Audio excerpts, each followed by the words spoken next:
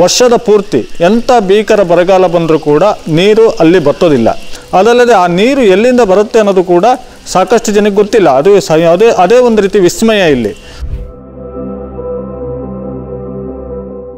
ನೋಡಲಿಕ್ಕೆ ಈ ಜಾಗ ಕಣ್ಣಿಗೆ ಮನಸ್ಸಿಗೆಲ್ಲ ತುಂಬ ಇಂಪನ್ನು ಕೊಡುತ್ತೆ. ತುಂಬ ನೋಡಲಿಕ್ಕೆ ಸೆರೀನಾಗಿದೆ. 15ನೇ ಶತಮಾನದಲ್ಲಿ ಕೆಳದಿ ನಾಯಕರ ಕಾಲದಲ್ಲಿ ನಿರ್ಮಿತವಾದಂಥ ಜಾಗ. ತುಂಬ ಚೆನ್ನಾಗಿದೆ. ಸುತ್ತಮುತ್ತ ತುಂಬ ಗ್ರೀನ್ರಿ ಇದೆ, ಮರಗಳು, ಒಂಥರ ಮೈಂಡ್ ತುಂಬ ಪೀಸ್ಫುಲ್ ಆಗುತ್ತೆ. ಇಲ್ಲಿ ಕೂಡ ಕೊಳಗಳು ಇದೆ, ತುಂಬ ಚೆನ್ನಾಗಿದೆ, ಫ್ರೆಶ್ ವಾಟರ್ ಇದೆ. ಸ್ವಲ್ಪ ಇದನ್ನ ಟೂರಿಸಮ್ ಪಾಯಿಂಟ್ ಆಫ್ ವ್ಯೂ ಇಂದ ಸ್ವಲ್ಪ ಡೆವಲಪ್ ಮಾಡಿದ್ರೆ, ಇದೊಂದು ಪ್ಲೇಸ್ ಅಂತ ಅಲ್ಲ, ಯಾವುದೇ ಒಂದು ಶಿವಮೊಗ್ಗ ಸುತ್ತಮುತ್ತ ಇರೋ ಪ್ಲೇಸ್ನ ಡೆವಲಪ್ ಮಾಡಿದ್ರೆ ತುಂಬ ಚೆನ್ನಾಗಿರುತ್ತೆ. ಬಂದವ್ರಿಗೂ ಹೋಗೋರ್ಗೂ ಇನ್ನೂ ತುಂಬ.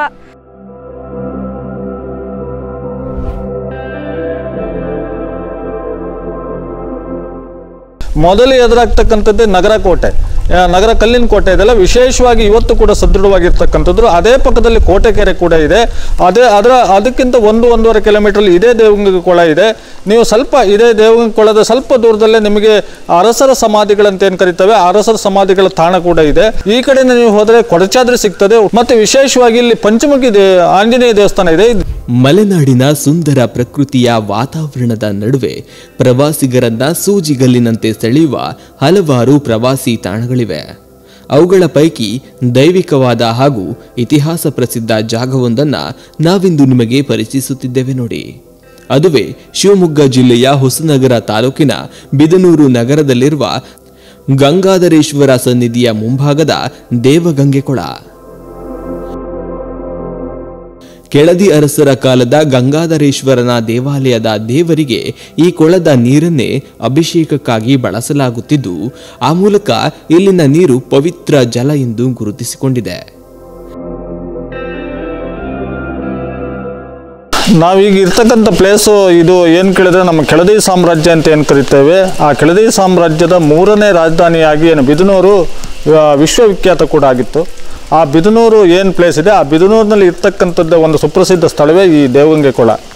ಇದನ್ನು ದೇವಗಂಗೆ ಸಪ್ತ ಕೊಳಗಳಂತ ಕರಿತೀವಿ. ಅಂದರೆ ಒಂದು ದೊಡ್ಡ ಕೊಳಗಳ ಜೊತೆಗೆ ಒಂದು ಸಣ್ಣ 6 ಕೊಳಗಳಲ್ಲಿ ಕೊಳ ರೀತಿಯಲ್ಲೇ ಮೆನ್ಷನ್ ಮಾಡ್ತಾರೆ. ಅದರಲ್ಲಿ ಆ 7 ಏನು ಕೊಳ ಅಂತ ಕರಿತೀವಿ, 7 ಕೊಳಲು ಕೂಡ ವರ್ಷದ 365 ದಿವಸ ಕೂಡ ನಿಮಗೆ ನೀರು ಕಾಣಿಸ್ತದೆ. ಆ ದೊಡ್ಡ ಕೊಳ ಏನು ನೀವು ನೋಡ್ತೀರಿ, ಅದು ನೀವು ವರ್ಷದ ಪೂರ್ತಿ ಎಂಥ ಭೀಕರ ಬರಗಾಲ ಬಂದರೂ ಕೂಡ ನೀರು ಅಲ್ಲಿ ಬರ್ತೋದಿಲ್ಲ.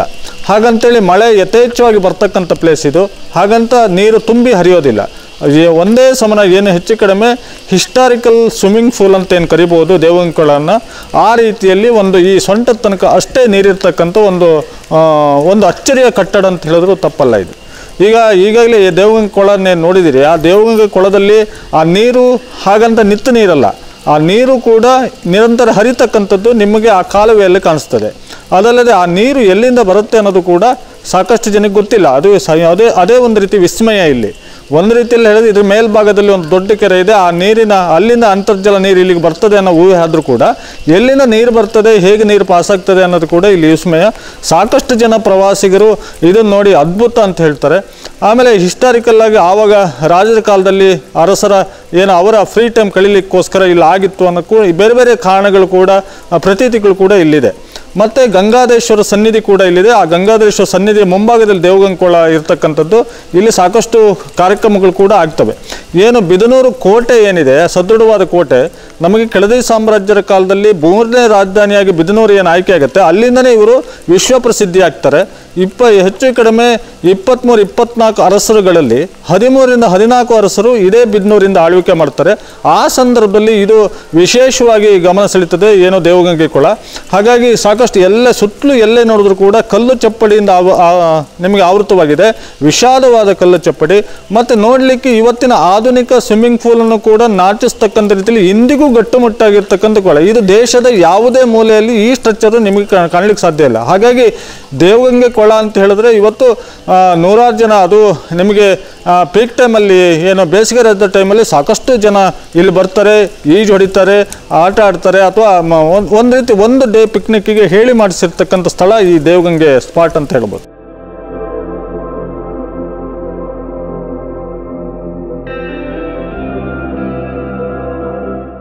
ನಮಸ್ಕಾರ.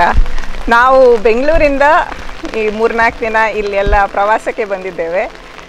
ಇವತ್ತು ಅದೇ ನಗರ ಫೋರ್ಟ್ ನೋಡಿಕೊಂಡು ಈಗ ಇಲ್ಲಿ ದೇವಗಂಗೆ ದೇವಸ್ಥಾನ ಮತ್ತು ಕೊಳ ಇದನ್ನು ನೋಡಲಿಕ್ಕೆ ಇವತ್ತು ಇಲ್ಲಿಗೆ ಬಂದಿದ್ದೇವೆ.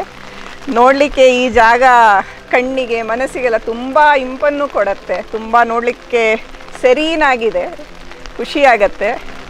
ಅದು ಇಲ್ಲಿದ್ದು ಇದು ಈ ಏರಿಯಾದಲ್ಲಿರೋ ಮಳೆ ಒಂಥರ ಖುಷಿ ಕೊಡ್ತಾ ಇದೆ. ಮಳೆ ಇದ್ದರೂ ಸಹ ಅದು ಆ ಗ್ರೀನರಿ ಬೇರೆ ಟೈಮಲ್ಲಿ ಆದ್ರೆ ಒಂಥರ ಒಣಗಿ ಹಾಗೆ ಇರ್ಬೋದು, ಆದರೆ ಈ ಟೈಮಲ್ಲಿ ಇಲ್ಲಿ ಎಲ್ಲಿ ನೋಡಿದರೂ ಭತ್ತದ ಗದ್ದೆಗಳು ಮತ್ತು ಈ ಕೊಳ, ಫೋರ್ಟ್, ಆಮೇಲೆ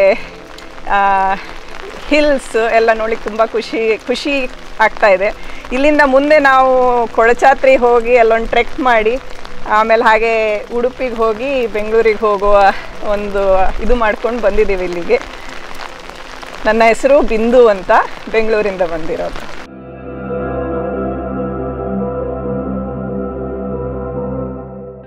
ನಮಸ್ಕಾರ. ಇದು ನಾವು ಈ ದೇವಗಂಗೆ ಕೊಳದ ಹತ್ರ ನಾವು ಫಸ್ಟ್ ಟೈಮ್ ಬರ್ತಾ ಇರೋದು ಈ ಜಾಗಕ್ಕೆ. ಇದು ಇಲ್ಲಿ ಹಾಕಿರೋ ಇದರ ಪ್ರಕಾರ ಇದು ಇತಿಹಾಸದಲ್ಲಿ 15ನೇ ಶತಮಾನದಲ್ಲಿ ಕೆಳದಿ ನಾಯಕರ ಕಾಲದಲ್ಲಿ ನಿರ್ಮಿತವಾದಂಥ ಜಾಗ. ಅವರು ದೇವಸ್ಥಾನ ಮತ್ತು ಕೊಳ ನಿರ್ಮಿಸಿದ್ದಾರೆ. ಇಲ್ಲಿ ಊರವರು ಹೇಳುವಂಗೆ ಇಲ್ಲಿ ಇಷ್ಟು ಮಟ್ಟದವರೆಗೆ ಯಾವತ್ತೂ 365 ದಿವಸನೂ ವರ್ಷಕ್ಕೆ ನೀರು ಅದೇ ಲೆವೆಲಲ್ಲಿ ಇರುತ್ತೆ. ಹೆಚ್ಚಿನ ನೀರು ಹರಿದು ಹೋಗಲಿಕ್ಕೂ ವ್ಯವಸ್ಥೆ ಇದೆ. 7 ಕೊಳಗಳು ಅದು ಒಂದು ವ್ಯವಸ್ಥಿತ ರೀತಿಯಲ್ಲಿ ಇದೆ. ಮತ್ತು ನೀರು ತುಂಬ ಚೆನ್ನಾಗಿದೆ. ಅಫ್ಕೋರ್ಸ್ ಈಗ ಮಳೆ ಬರ್ತಾ ಇರೋದರಿಂದ ಸ್ವಲ್ಪ ಮಳೆ ನೀರದ್ದು ಇದಿರುತ್ತೆ, ಇಲ್ಲಾಂದರೆ ಅದು ಒಂಥರ ಅದರದ್ದೇ ಆದ ನೀಲಿ ಹಸಿರು ಬಣ್ಣದ್ದು ನೀರು ಇದೆ, ತುಂಬ ಸ್ವಚ್ಛ ನೀರು.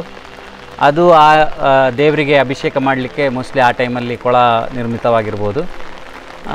ತುಂಬ ಚೆನ್ನಾಗಿದೆ. ಈ ಪರಿಸರದ ಜಾಗ ಅಂತೂ ತುಂಬ ಒಂಥರ ನೋಡಲಿಕ್ಕೆ ತುಂಬ ಖುಷಿಯಾಗುತ್ತೆ.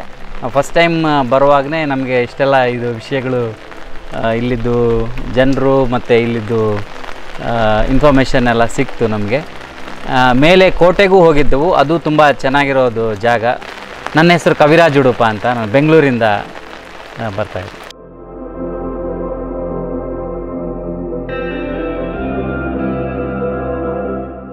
ನೋಡಿ, ಇದು ದೇವಗಂಗೆ ಕೊಳ ಅಂತ ಈ ಬಿದನೂರು ಅಂತ ಏನು ಕರಿತೇವೆ, ಇದು ಐತಿಹಾಸಿಕ ಸ್ಮಾರಕಗಳ ತವರು ಅಂತ ನಾವು ಕರಿತೇವೆ. ಯಾಕೆ ಕೇಳಿದ್ರೆ ಇಲ್ಲಿ ಪ್ರತಿಯೊಂದು ಕಲ್ಲುಗಳು ಕೂಡ ಒಂದೊಂದು ಕಥೆಯನ್ನು ಹೇಳ್ತವೆ. ನಿಮಗೆ ಬಿದನೂರಿಗೆ ಬಂದ ಕೂಡಲೇ ಮೊದಲು ಎದುರಾಗ್ತಕ್ಕಂಥದ್ದೇ ನಗರ ಕೋಟೆ, ನಗರ ಕಲ್ಲಿನ ಕೋಟೆ ಇದೆಲ್ಲ ವಿಶೇಷವಾಗಿ ಇವತ್ತು ಕೂಡ ಸದೃಢವಾಗಿರ್ತಕ್ಕಂಥದ್ದು. ಅದೇ ಪಕ್ಕದಲ್ಲಿ ಕೋಟೆಕೆರೆ ಕೂಡ ಇದೆ. ಅದಕ್ಕಿಂತ 1-1.5 ಕಿಲೋಮೀಟರ್ ಇದೇ ದೇವಗಂಗೆ ಕೊಳ ಇದೆ.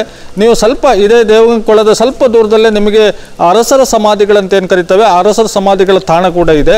ಅದಲ್ಲದೆ ನಿಮಗೆ ಇದೇ ಇನ್ನೂ ನಿಯರೆಸ್ಟ್ ಆಗಿ ನೋಡಬೇಕಂದ್ರೆ ಚಕ್ರ ಸಾವೇಕ್ಲು ಅವಳಿ ಡ್ಯಾಮ್ಗಳ ಹೆಸರು ಕೇಳಿರ್ತೀವಿ.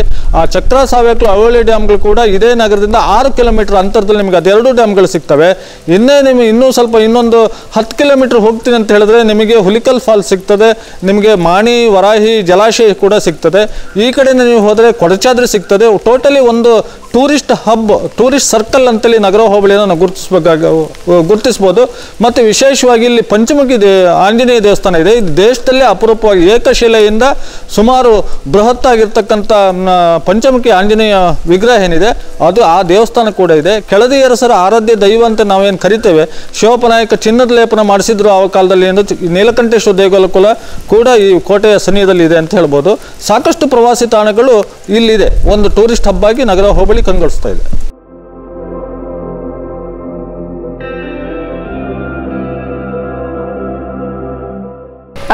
ನನ್ನ ಹೆಸರು ಪೂಜಾ ಅಂತ, ನಾನು ಬ್ಯಾಂಗ್ಳೂರಿಂದ ಬಂದಿದ್ದು.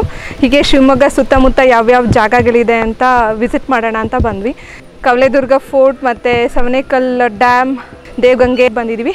ತುಂಬ ಚೆನ್ನಾಗಿದೆ. ಸುತ್ತಮುತ್ತ ತುಂಬ ಗ್ರೀನ್ರಿ ಇದೆ, ಮರಗಳು, ಒಂಥರ ಮೈಂಡ್ ತುಂಬ ಪೀಸ್ಫುಲ್ ಆಗುತ್ತೆ. ಇಲ್ಲಿ ಕೂಡ ಕೊಳಗಳು ಇದೆ, ತುಂಬ ಚೆನ್ನಾಗಿದೆ, ಫ್ರೆಶ್ ವಾಟರ್ ಇದೆ. ಅದು ನೋಡಿದ್ರೆ ಸಾಕು ಒಳಗೆ ಹೋಗಬೇಕು, ಸ್ವಲ್ಪ ಕುತ್ಕೋಬೇಕು, ಟೈಮ್ ಸ್ಪೆಂಡ್ ಮಾಡಬೇಕು ಅಂತ ಅನಿಸುತ್ತೆ. ಅಷ್ಟು ಮನಸ್ಸಿಗೆ ತುಂಬ ಶಾಂತಿ ಸಿಗುವಂತಹ ಜಾಗ ಇದು. ತುಂಬ ಚೆನ್ನಾಗಿದೆ. ಇಲ್ಲಿ ಗಂಗಾಧರೇಶ್ವರ ಟೆಂಪಲ್ ದೇವಸ್ಥಾನ ಈಶ್ವರ ಕೂಡ ಇದ್ದಾರೆ. ಅದ್ರ ಆಪೋಸಿಟ್ಟೇ ಇದೆ ಕೊಳ. ತುಂಬ ಚೆನ್ನಾಗಿದೆ. ಇಲ್ಲಿ ಅಕ್ಕಪಕ್ಕ ಕೇಳಿದಾಗ ಗೊತ್ತಾಯಿತು ಅದು ರಾಜರ ಕಾಲದಿಂದ ತುಂಬ 400 ವರ್ಷದಿಂದನೂ ಇದೆ ಟೆಂಪಲ್ಲು. ಆವಾಗ ರಾಣಿದಿರೆಲ್ಲ ಅರಣ್ಯವಾಸ ಅಂದರೆ ಸ್ವಲ್ಪ ಫ್ರೀ, ಅವ್ರಿಗೂ ಕೂಡ ಔಟಿಂಗ್ ಪಿಕ್ನಿಕ್ ಸ್ಪಾಟ್ ಥರ ಇತ್ತು ಇದು. ಅಂತ ಹೇಳಿದ್ರು. ತುಂಬ ಚೆನ್ನಾಗಿದೆ. ಇದರಿಂದ ಎಲ್ಲೂ ಇಲ್ಲಿ ನೀರು ನಿಂತ್ಕೊಳ್ಳಲ್ಲ ಅಂತೆ, ಹರಿತಾನೇ ಇರುತ್ತೆ. ಸೊ ನಾವು ನೋಡಿದ್ವಿ, ಅಲ್ಲಿಂದ ಸ್ಟಾರ್ಟ್ ಆಗಿ ಪಾಂಡ್ ಫುಲ್ಲು ಕನೆಕ್ಟ್ ಆಗುತ್ತೆ, ಎಲ್ಲೂ ನೀರು ನಿಂತ್ಕೊಳ್ಳಲ್ಲ. ತುಂಬ ಚೆನ್ನಾಗಿದೆ. ಬಟ್ ತುಂಬ ಚೆನ್ನಾಗಿದೆ. ನಮ್ಗೆ ಅನಿಸಿದ್ದು ಏನಂದರೆ, ನಾವು ತುಂಬ ಕಡೆ ನಾವು ಹೋಗಿರೋ ಪ್ಲೇಸ್ಗೂ ಇಲ್ಲಿ ಬಂದಿರೋದಕ್ಕೂ ಒಂದು ಡಿಫ್ರೆನ್ಸ್ ಏನಂದರೆ, ಸ್ವಲ್ಪ ಇದನ್ನ ಟೂರಿಸಮ್ ಪಾಯಿಂಟ್ ಆಫ್ ವ್ಯೂ ಇಂದ ಸ್ವಲ್ಪ ಡೆವಲಪ್ ಮಾಡಿದ್ರೆ, ಇದೊಂದು ಪ್ಲೇಸ್ ಅಂತ ಅಲ್ಲ, ಯಾವುದೇ ಒಂದು ಶಿವಮೊಗ್ಗ ಸುತ್ತಮುತ್ತ ಇರೋ ಪ್ಲೇಸ್ನ ಡೆವಲಪ್ ಮಾಡಿದ್ರೆ ತುಂಬ ಚೆನ್ನಾಗಿರುತ್ತೆ. ಬಂದವ್ರಿಗೂ ಹೋಗೋರ್ಗೂ ಇನ್ನೂ ತುಂಬ ಬರಬೇಕು ಅಂತ ಅನಿಸುತ್ತೆ. ನಾವು ಕೂಡ ಇನ್ಸ್ಟಾಗ್ರಾಮಲ್ಲಿ ನೋಡ್ಕೊಂಡು ಬಂದಿರೋದು ಈ ಪ್ಲೇಸ್ನ. ಶಿವಮೊಗ್ಗ ಅಂತಂದರೆ ಏನೇನು ನೋಡ್ಬೋದು ಸುತ್ತಮುತ್ತ ಅಂತ ಇನ್ಸ್ಟಾಗ್ರಾಮಲ್ಲಿ ತಿಳ್ಕೊಂಡು ಇಲ್ಲಿಗೆ ಬಂದ್ವಿ. ತುಂಬ ಚೆನ್ನಾಗಿದೆ. ಇದು ಒಂದಂತಲ್ಲ, ಸುತ್ತಮುತ್ತ ತುಂಬ ಫೋರ್ಟ್ಗಳ್ಗೆ ಹೋದ್ವಿ. ಚಕ್ರ ಡ್ಯಾಮ್ ಅಂತ ಇದೆ, ಅದಕ್ಕೂ ಹೋಗಿದ್ವಿ. ಚೆನ್ನಾಗಿದೆ. ಇನ್ನೂ ಸ್ವಲ್ಪ ಟೂರಿಸಮ್ ಪಾಯಿಂಟ್ ಆಫ್ ವ್ಯೂ ಇಂದ ಸ್ವಲ್ಪ ಜನಗಳನ್ನ ಇಲ್ಲಿ ಬರೋದಕ್ಕೆ ಮೋಟಿವೇಟ್ ಆಗೋ ಥರ ಏನಾದರೂ ಒಂದು ಫೆಸಿಲಿಟೀಸ್ ಕೊಟ್ಟರೆ ತುಂಬ ಚೆನ್ನಾಗಿ ಡೆವಲಪ್ ಆಗುತ್ತೆ ಅನಿಸುತ್ತೆ. ಈ ದೇವಗಂಗೆ ಕೊಳ ಏನಿದೆ, ನಿಮಗೆ ಶಿವಮೊಗ್ಗದಿಂದ ಹೆಚ್ಚು ಕಡಿಮೆ ಇಲ್ಲಿಗೆ ಒಂದು 75 ಕಿಲೋಮೀಟರ್ ಆಗ್ತದೆ. ಶಿವಮೊಗ್ಗದಿಂದ ನೀವು ಬರಬೇಕು ಅಂತಾದರೆ ಶಿವಮೊಗ್ಗ, ರಿಪ್ಪನ್ಪೇಟೆ, ಹೊಸನಗರ ನಗರ ಮಾರ್ಗವಾಗಿ, ನಗರದಿಂದ ಕೊಲ್ಲೂರು ಮಾರ್ಗವಾಗಿ ಬರೀ 1.5 ಕಿಲೋಮೀಟರ್ ಅಂತರದಲ್ಲಿ ಸಿಗುತ್ತೆ. ಇನ್ನು ಕುಂದಾಪುರದಿಂದ ನೀವು ಹುಲಿಕಲ್ ಘಾಟ್ ಮಾರ್ಗವಾಗಿ ಮಾಸ್ತಿಕಟ್ಟೆ ಮೂಲಕ ನಗರಕ್ಕೆ ಬಂದು ಅಲ್ಲಿಂದ ಕೂಡ ಈ ದೇವಗಂಗೆ ಕೊಳಕ್ಕೆ ಬರ್ಬೋದು. ತೀರ್ಥಹಳ್ಳಿ ಮೂಲಕನೂ ಕೂಡ ಕಾನ್ಗೋಡು ಮಾರ್ಗ ಬರ್ಬೋದು. ಈ ಕೊಲ್ಲೂರಿಂದ ಕೂಡ ನಿಮಗೆ ನಿಟ್ಟೂರು ಸಂಪೆಕಟ್ಟೆ ಮಾರ್ಗದ ಮೂಲಕ ಇದು ಮುಖ್ಯ ಹಾದಿಯಿಂದ 1.5 ಕಿಲೋಮೀಟರ್ ದೂರದಲ್ಲಿ ಇರ್ತಕ್ಕಂಥದ್ದು ಒನ್ ಡೇ ಪಿಕ್ನಿಕ್ಗೆ ಹೇಳಿ ಮಾಡಿಸಿರ್ತಕ್ಕಂಥ ತಾಣ ಇದು. ಮಲೆನಾಡಿನ ಕಿರೀಟ ಕೊಡಚಾದ್ರಿಯ ಸುತ್ತಮುತ್ತ ಇರುವ ಹಲವು ಪ್ರೇಕ್ಷಣೀಯ ತಾಣಗಳ ಸಾಲಿನಲ್ಲಿ ಬರುವ ಈ ದೇವಗಂಗೆ ಪ್ರವಾಸಿಗರ ಮನ ತಣಿಸುವುದಂತೂ ನಿಜ. ನೀವು ಕೂಡ ಮಲೆನಾಡಿನ ಕಡೆ ಬಂದ್ರೆ ಇಲ್ಲಿಗೊಮ್ಮೆ ತಪ್ಪದೆ ಭೇಟಿ ನೀಡಿ. ಇಲ್ಲಿನ ಕುರಿತಾದ ಅನುಭವಗಳನ್ನು ಕಮೆಂಟ್ನಲ್ಲಿ ತಿಳಿಸಿ.